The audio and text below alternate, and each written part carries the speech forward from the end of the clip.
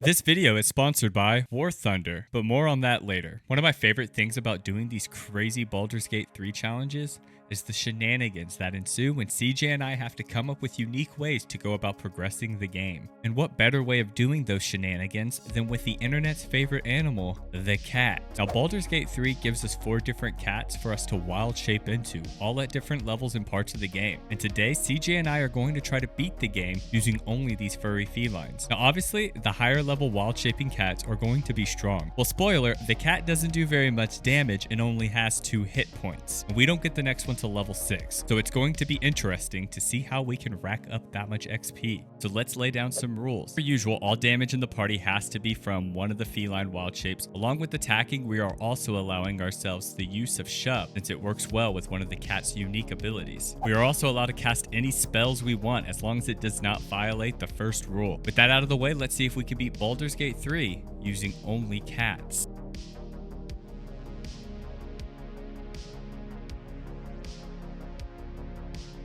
The game starts with creating our characters. Certain race features work in wild shape, one of them being fleet of foot. So, we both went with the Wood Elf for the increased movement speed. We of course both went with the Druid to get access to wild shape at level 2. And with that, the adventures of Whiskers and Mittens is ready to begin. You don't get your first wild shape until level 2. So, while aboard the Nautiloid, we simply run past the enemies and crash the ship. Once on the beach, CJ and I split up to start earning XP. I was tasked with handling the grove, but first I wanted to pick up the most catty bitch of them all, Asterion. From the "don't touch me" comments to the sassy replies, he gives off major cat energy and I'm here for it. Once convincing him to join the party, we made it to level 2, which had us subclass into the Circle of the Moon. This gives us our first feline to wild shape into, the Ordinary House Cat. We also get the subclass feature Lunar Mend, which allows us to expend spell slots to regain hit points while in wild shape. Now having access to wild shape, I was itching to go test out the cunning and agile reflexes of the cat in battle. So I headed to the grove for our first fight. Me, I'm turning into a cat. Me, I'm gonna be a cat. It's got 2 hit points, baby. Oh, fuck. I wonder if your constitution's higher if it gets better. I could do a little meow. I could do a little claw action, bro. We're about to fuck it up, dude. You're about to destroy everybody. All right, I'm not a cat anymore. Yeah, so the cat sucks, and we don't get the panther until level 6. So we are going to have to come up with creative ways to defeat our enemies. Luckily, while I was providing moral support to the grove while they killed the goblins and we got the XP, CJ was running around discovering locations and passing speech checks. This allowed us to get to level 4 in under an hour, and we got our first feat Tavern Brawler, which as of patch 5 now works with wild shapes not using a weapon? When I first read that, I got excited because I have never played Druid before. So I was picturing some like Puss in Boots type shit with our cats, but it turns out it's just Myrmidons. While I was editing this, I was thinking about how Tavern Brawler works, and I realized something that CJ and I both did not think of when we played on this file. So when you wild shape, your strength, dex, and constitution change based on the animal you wild shaped into. The cat has 6 strength, which is a -2 to its strength modifier. And normally the cat's attack wouldn't add its strength to its attack and damage rolls, but since we chose Tavern Brawler, it does add the -2 to our rolls. So once I started thinking about this, I had to go test this out. So here's a side-by-side comparison of the cat's attack with and without Tavern Brawler. I don't think it would have made that big of a difference, but it is pretty funny. So I don't know. Like and subscribe if you already knew this. We were now ready to save Halsin and have our first real fight of the game. It was time to get creative. And since we allowed ourselves the ability to use shove, we just fed one of the kids to Halsin and the other tried to make a break for it. If they make it out, they will alert the other goblins, which would spell doom for us. So we used Old Reliable, Old Person. With the goblin held, we were able to use our cat posse to take them out. This worked really well for this other goblin, and we didn't want to take all the glory, so we let Halsin take care of the rest. We were able to get Minthara's attention thanks to an ability that the cats can use, the simple meow, which causes anyone who hears it to go investigate. With Minthara, we did the usual by destroying the bridge, and learned that goblins, kind of like us in real life, just dismiss our actions because we all know that cats can be assholes sometimes. Nobody's mad either because we're cats! We're literally a cat. With 2 more goblin leaders left, I think you know where this is going. Don't feel comfortable, you horrible sap. There's an illithid parasite in that corpse. Where? In You what should take corpse? a look. And give him a good old shove. Bye. Let's go! They don't even seem particularly upset, to be honest. Oh, are they not angry? No, they're angry. I don't know. I'm just gonna jump off and kill myself, though. It's easier to do it that way. Oh, he immediately died. He died in one hit. When we arrived at the Underdark, we met with the Myconids who asked us to take out the Draugr. And since we still haven't gotten to level 5 yet, we are desperate for enemies that we can actually take out that also happen to be close enough to a ledge. And it just so happens they were enemies we needed to take out, and they were close enough to a ledge. Oh! There we go. There's one. Did you see anything? Yeah, we're fine. Yeah, this is showing him going for a swim. Later. What the fuck? Oh, there. You dumb motherfucker. Belly right up to it, fucking idiot. Dumb shart. Shit ass. Like a loser, dummy. idiot, dumbass, idiot. Do Hey. you like to swim? The last guy was being super fickle, so we just held him down and jumped his ass. And I can only imagine the fear in Holvik's eyes as he was being held down and being attacked by cats.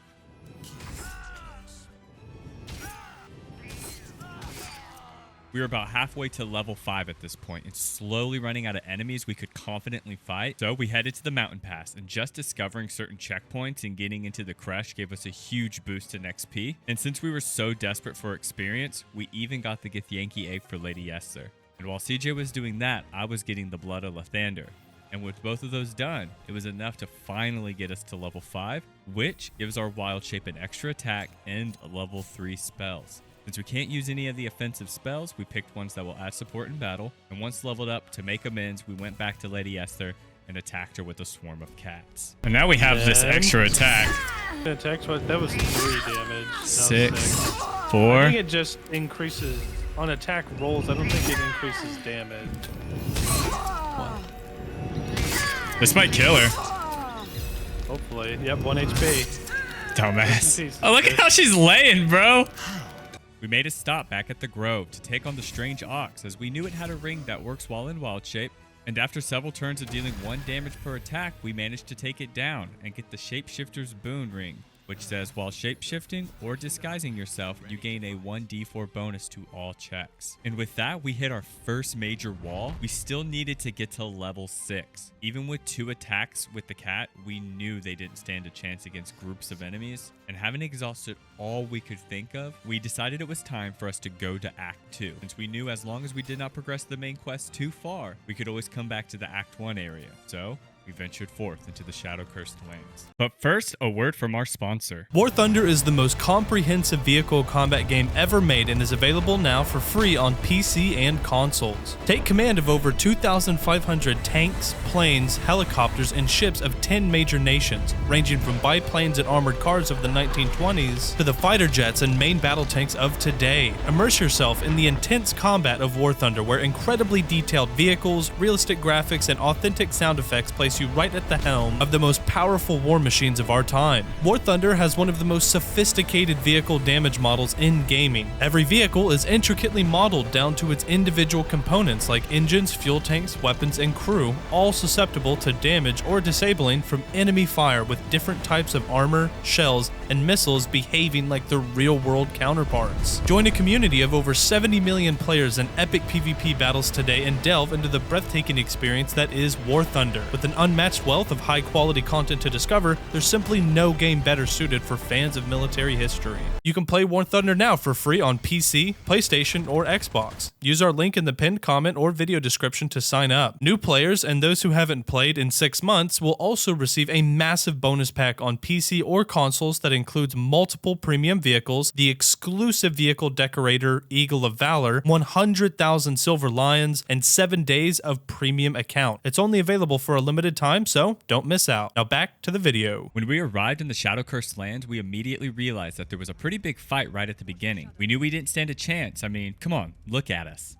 So we decided to do what we do best, and that's run from our problems. So we decided to see what would happen if we just ran around the Harpers and went straight to the Last Light Inn. The Harpers just turn around and leave. Did we just save Giannis? We arrived at the Last Light Inn. The Harpers call an emergency meeting. Jaheira thinks we're sus because of how the parasite in the jar is reacting to us.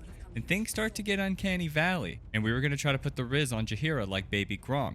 But Mole shows up and helps convince her that we are not the imposter. When all the tensions among us started to cool down, we were left to go find Isabel. Per usual with this run, we knew we couldn't take on that fight against Marcus and his goons just yet. So we decided to just leave and see if we could go get the moon lantern from Karnas. And to our surprise, you definitely can. So we gaslighted him into handing over the lantern, and this guy started regretting joining the Absolute. After freeing the pixie from the lantern, we head to Moonrise Towers. We run into Garangoth and convince them that we are the new hire, that will take it from here. They have an existential crisis and blow up, which I can kind of relate to. After checking in at Moonrise, we head out to find the other Thorns. Thank you. There we go. There we go. Nice. Come, sisters, soothe me. This is so me, though. We were about halfway through level 5 and still desperate for XP. We decided to do what we could of the Gauntlet of Sharp. I gotta say, at this point, the best part of the cat is that we don't trigger certain dialogue options in fights.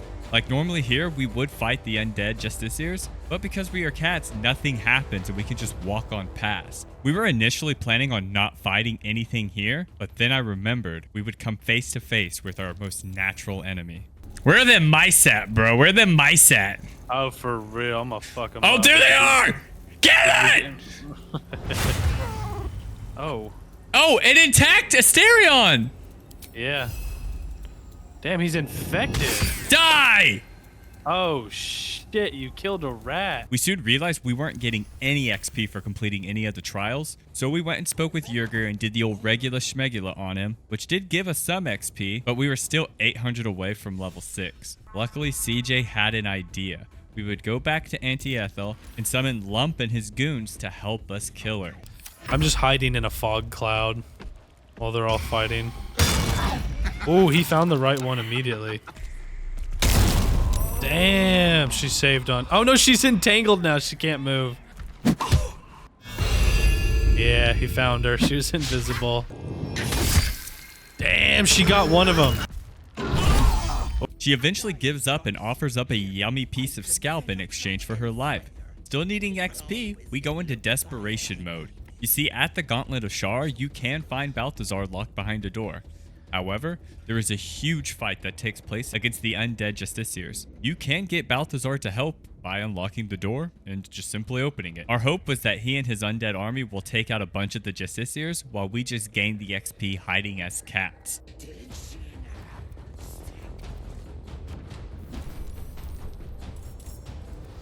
And then we lockpick.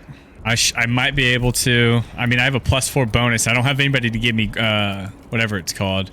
Guidance. Yeah, but it'll be okay. We'll see what happens. Nat 20, baby. Nat 20, baby. Nat 20, God baby. Damn it. Okay, I was about to say we can go get a scroll of knock. Yeah. Right now. Damn. Get it, brother. He's gonna be dead right now. I'm just a little bitter. I'm just a little bitter.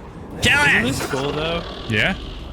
Just letting everyone else do this fight. Then they all spawn another one. Yeah. Okay. Oh. Oh, he's getting in there deep this time, though. Whoa! Whoa! He may have hit us. Now, thankfully, they will eventually stop spitting out justiciars, but it will be a long time. This was working pretty well. I was hiding in the corner, the rest of the gang was hiding in a fog cloud, and we kept getting XP for each kill. However, none of them attacked the portals, so more and more enemies just kept spawning. And they were soon overwhelmed, and we did not get enough XP to level up. But Balthazar did die, so that's kind of a plus. Astarion was close to leveling up, and a quick quest to investigate the Selunite resistance was enough to bring him to level 6. Finally! Level 6 brings us our next cat to wild shape into, the Panther. And we get Primal Strike, which says, while in B shape, our attacks count as magical for the purpose of overcoming resistance and immunity to non-magical damage. We still needed the rest of the gang to get to level 6, and I was tired of waiting, so I told CJ just to hang back, and I'll go fight Karnas and the rest of the Shadow Curse enemies enemies alone over by Moonrise. I'll just take out as many as I can before I die, and that would hopefully be enough to push the rest of us to level 6. Now the Panther has a lot more hit points than the cat. Along with its bite attack, it also has Jugular Strike, which if the target is prone, can deal an additional 4 to 14 damage, but easily the best thing it has is its Prowl ability. Once per long rest, we can go invisible until we attack or take an action. So it's perfect for sneaking up and attacking to get that surprise advantage in combat. Oh, and that first attack deals an additional 1d8 damage. And surprisingly, Astarion was able to take out most of the enemies by himself, and it was enough to get us to level 6. So we showed up and helped finish the rest off, and what felt like an eternity as a house cat, we were just finally ready to unleash our inner hunter and start snowballing with this build. Our first course of action was to go back to the last light in for our fight with Marcus. And I gotta say, Marcus was really patient on the whole kidnapping Isabel thing. He waited patiently while CJ and I got our Panther wild shape. He could have easily just kidnapped Isabel while we were stuck as house cats. He may be an evil asshole, but he does respect the integrity of YouTube gaming challenges. However, we made quick work of that loser, as it turns out getting pounced on by 4 large invisible cats is not easy and extremely terrifying. Oh, I think I knocked him prone. He is not gonna survive this, I'm sorry.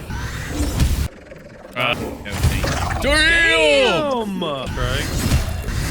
Let's just kill him. Honestly, the hardest part of the fight for us was Jaheira's Ice Storm, which proved to be our biggest weakness. It looks kind of sad. It looks like I'm dying in a glue trap. Should we help them, you think? Well, I'm gonna try not to fall for. Okay. Oh, I died in a glue trap. Oh no! Oh my god, are we gonna do anything today? Watch this. Later! Wanting more XP before the battle at Moonrise, we went back to the mountain pass to clear out the Kresh, as well as all the other enemies there. We then headed back to the Shadow Curse lands to take out the Shambler boss and Needlers, as well as the Measles, which was enough to bring us to level 7. Level 7 brings level 4 spells, and we take Freedom of Movement and Confusion to provide additional support if needed. We then head back to the Gauntlet of Shar to rescue Nightsong. And since Balthazar was already dead, it was as easy as just walking up and freeing her. With Nightsong free, we headed out to Moonrise for the big fight. We decided we wanted Jaheira in our party as she embraced the cat lifestyle as well. So we convinced her to join us in the fight so we can ensure she doesn't die. While her Ice Storm opener is usually a really good way of laying down the damage in this fight, we could no longer use it since she was in our party. So we all go invisible and open up with a surprise attack that robs our enemies of their first turn. Then all that was left was to pick them off one by one. Top rope. How do you guys have unlimited smites? Okay, that missed. Nice. Our first fight with Ketheric is over quickly when you have 5 Panthers and an Aasimar laying the smackdown on you. So he quickly flees into the Mind Flayer colony. We were now able to have Jaheira as a permanent companion, so we say goodbye to Will. And she's already level 8, so she can wild shape into a Sabertooth. We then head into the Mind Flayer colony, and after defeating all of the enemies here, we made it to level 8. We take the feat Alert to help us go first in combat, but more importantly, we unlock our next cat, the Sabertooth Tiger, boasting a larger health pool and some new tricks up its sleeves, that is if it could wear clothes, like its bite ability, which unlike the Panthers, has a chance to knock the enemy prone. Once prone, we can do the Jugular Strike, which if the enemy is prone, deals an additional 2d6 plus its strength modifier, and that's not even mentioning the damage from Tavern Brawler. My personal favorite is its Shred Armor ability, which along with dealing damage also reduces the enemy's armor class by 2 for 2 turns. It doesn't stack, but even reducing Ketheric's armor class by 2 is enough to knock him prone and allow us to finish him off quickly. Our fight with Merkel is over quickly as well once we shred his armor. It just takes a few smites and bites and we bring him down to his metaphorical knees. Jesus, get shit on, loser. Should be death. Yep. Nice, critical hit. With that fight over, we make our way to the road to Baldur's Gate and get jumped by Githyanki. Wonder why they're so mad at us. We were able to finish them off, and what felt like an eternity, we finally made it out of Act 2. Before we go to Act 3, while bro is yapping, in our last video we shared our statistics and showed that only 3% of the people who watched our videos are subscribed. And you all actually got that number up to 5%. So seriously, thank you very much. We do plan on doing more Baldur's Gate content in the future, so if you enjoyed our videos, we would love to have you as part of our community, and it would mean a lot if you consider subscribing. Alright, now I gotta stop yapping, back to the video. Act 3 starts us out just outside of Baldur's Gate. It's a beautiful night for lovers, for friends, and just relaxing under a starry night. I sure hope the consequences of our actions don't come back to bite us. And well, what do you know? We find ourselves rudely awakened by some Githyanki monks. But with our cat-like prowess, we escape them through a portal, only to find some more Githyanki monks. Only these ones have choreographed their intro.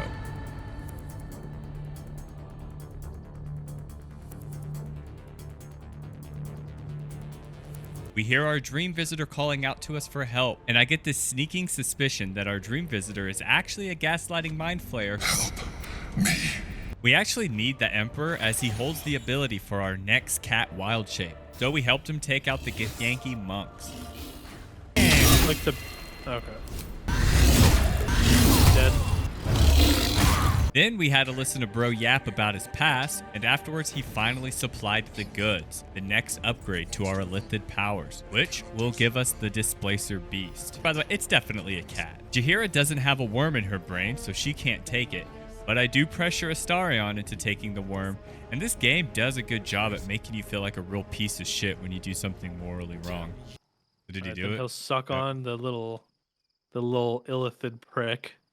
That felt wrong saying that out loud. Yeah. We arrive in Rivington, itching to try out the Displacer Beast, and we know just the person who's worth attacking. I've actually never used the Displacer Beast before, and it turns out it's quite powerful, especially when you have 3 people in your party using it. Its main attack is its Tentacle Whip, which you can do 3 times in one action, and it deals 2d6 plus 4 bludgeoning and 2d6 plus 4 piercing, and yes, Tavern Brawler works with this attack. And for a bonus action, it has Displace, which can teleport you and another target to a nearby location, dealing damage to the target, and it leaves behind an illusionary copy of itself. It also has the ability to just create the illusionary copy of itself, but it's not really worth it when you can attack 3 times and then Displace. And now these illusionary copies, they can't move and they can only do 1 attack per turn, but they're still very good because they can do the opportunity attacks, enemies will be attacking them.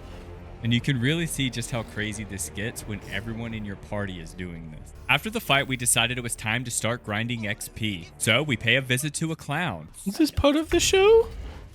No, I we don't think that this is part of the show, actually, after this. We investigate a murder and side with Lord Gortash so we can get easy access to his netherstone. All of this was enough to get us to level 9, which gives us access to level 5 spells. Our next stop was Savrok, and normally we fight him, but we went through all the trouble of getting this bag of hands, so we decided to side with him and become an unholy assassin of Baal. We felt Jaheira would disapprove of our actions, so we left her at camp while we did this. And I felt like we've done this build some justice by doing a lot of cat-coded things throughout our playthrough, but I really feel like this next scene kind of takes the cake. Murder's progeny, child.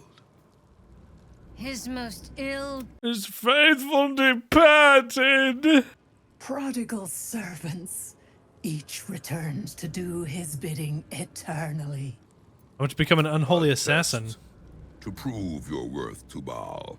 Bro, Savrok's Goon Cave is crazy. It is pretty wacky. Hold on, I need to be a cat when I do this. Come here.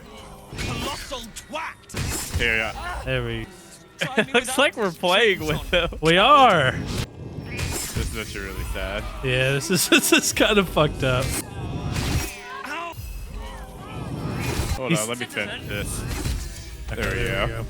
Do we bathe in the blood? Yeah, come hang out in the blood. Behold, Father, baptized in your most wretched name, a new, unholy assassin. We were now ready to take on Orin. We arrived in the Undercity ruins, and I speak with the merchant who sells me the armor of Moonbasking, which says you gain 22 temporary hit points after casting Wild Shape. And while those temporary hit points are active, we reduce all incoming damage by 1. It also increases our armor class by 2, and the effect continues even after Wild Shaping. Afterwards, we Wild Shape into our panthers and go invisible and sneak past all the enemies to get to Orin. Once we reach her, we thought we would do the old Act 1 trick where we would get her attention by meowing, I would go invisible and push her off the ledge, But the devs must have known people would be trying something like that, or Orin just hates cats, because it did not work. So we switched over to the displacer beast and started the fight. And we actually took down Orin surprisingly fast. It was her cultists that were actually giving us the most trouble. Since they can go invisible after attacking, we actually lost Astarion in this fight, and Jaehaera kept getting knocked down. And after what felt like an eternity, we did manage to take down all the enemies,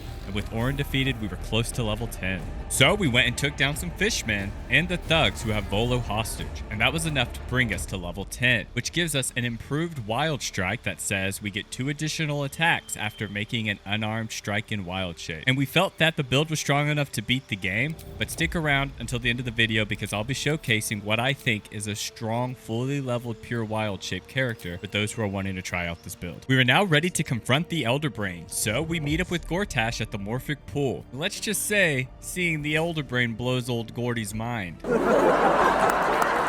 And things don't seem to go too well for us either, and the Emperor has to pull us out to safety. We awaken, and little does the Emperor know we've been playing him like a cat does a fiddle. DJ takes the parasite and becomes a mind flayer and assimilates Orpheus. Slurp that thing up like a horse with a carrot. We actually don't want the Emperor with us because he cannot wild shape into a panther. So we let him know just how we feel about him and give him a quick smack, which is all it takes for him to side with the Netherbrain. Like, what a fucking baby, dude. It is now time for the big fight. And it's a good thing fighting the Netherbrain isn't a popularity contest because we got Zevlor and Withers who showed up to the party. One good thing about being in bad situations, it makes picking up fake friends real easy. We wild shape into our panthers and go invisible. We make our way to the crown of Karsus. And once inside, we throw down a globe of invulnerability and start making biscuits on this brain until it is defeated, proving that you can beat the game with only cats. What do we do? What would a cat do? Astarion's saying to do it, and he's very cat-pilled. Yeah. Okay, dominate the brain? Yep, conquer the world. Let's do it. Alrighty. Time to give the world some brain. Hello everyone, I hope you enjoyed the video. A lot of the times when we do these silly challenges, if the build is strong enough to beat the game early, we take advantage of that and just go ahead and beat the game.